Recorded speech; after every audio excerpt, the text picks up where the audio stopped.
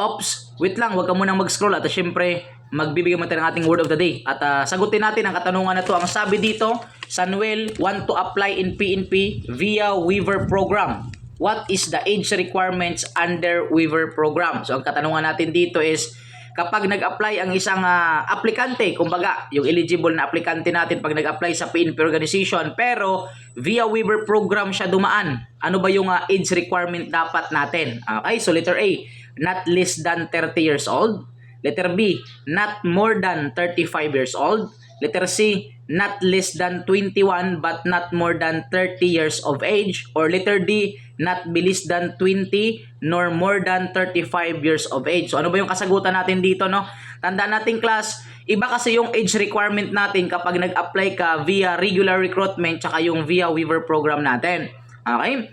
Tandaan natin, yung alpha kasi natin, not less than 30 years old, parang nag-shortcut tayo eh. Kasi nga, dalawa man dapat tandaan natin dyan, di ba? Parang may label yun eh, dalawa eh. So, ibig sabihin, ikis na yung alpha nating class. Kasi from ano natin, board exam purposes, magre-rely talaga tayo sa book. Okay? Now, yung Bravo, sim lang din siya sa alpha. Kumbaga, nag-shortcut sila, direct na agad sila. Which is, ang kailangan natin dito is specific talaga na sagot. Yun.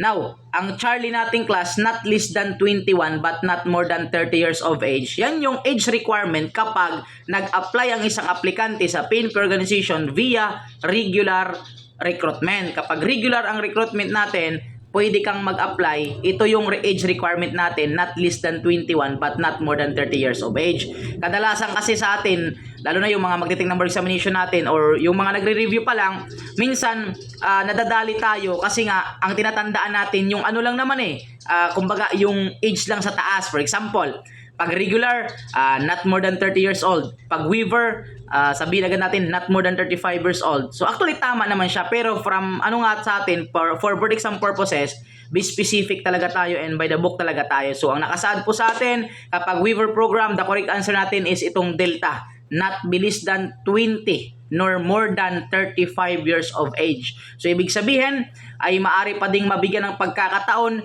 yung mga aplikante na even though above 30 na sila is pwede pa din sila dito tayo sa waiver program na pamamaraan sa pagre-recruit or sa pag-apply natin. Okay, so sana nakatulong sa inyo na syempre. Ito pa din ang inyong lingkod, your Mr. Word of the Day, Emmanuel, the Master Showman, Villa Esther Balacalaw sa CBRC, National Lecturer and Registered Criminologist. Nagsasabi sa inyo na para pumasa sa board examination, kailangan natin ang baso siya at tsamba. Baso siya, basa, sulat, and share, sabay ng tsamba, tiyaga, sipag, at manalangin bawat araw. Thank you so much. God bless you all, tsaka blessan din sa lahat. Thank you so much.